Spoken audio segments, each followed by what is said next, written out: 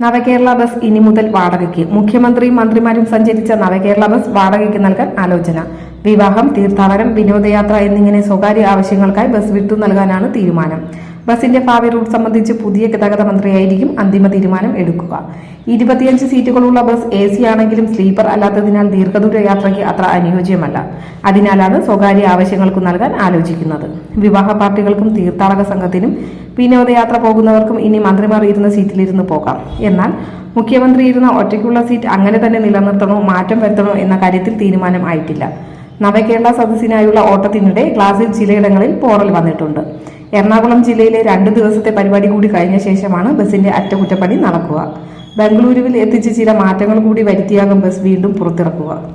നവകേരള സദസ്സിന് മുഖ്യമന്ത്രിക്കും മന്ത്രിമാർക്കും യാത്ര ചെയ്യാൻ വാങ്ങിയ ഈ പുതിയ ബെൻസ് ബസിന്റെ നമ്പർ KL 15A2689 ബംഗളൂരുവിൽ എത്തിച്ച് ചോക്ലേറ്റ് ബ്രൗൺ നിറം നൽകുകയായിരുന്നു. ആദ്യം മുഖ്യമന്ത്രിയുടെയും മന്ത്രിമാരുടെയും ചിത്രങ്ങൾ പതിക്കാനായിരുന്നു ആലോചനയെങ്കിൽ പിന്നീട് അത് വേണ്ടാന്ന് വെച്ച് കേരള സർക്കാരിന്റെ ചിഹ്നം മാത്രം പതിപ്പിക്കുകയായിരുന്നു.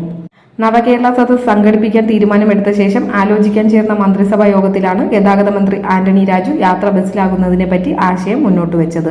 മുഖ്യമന്ത്രി സമ്മതിച്ചതോടെ 3 മാസം മുൻപ് തന്നെ ബസ്സിന് ഓർഡർ നൽകുകയായിരുന്നു.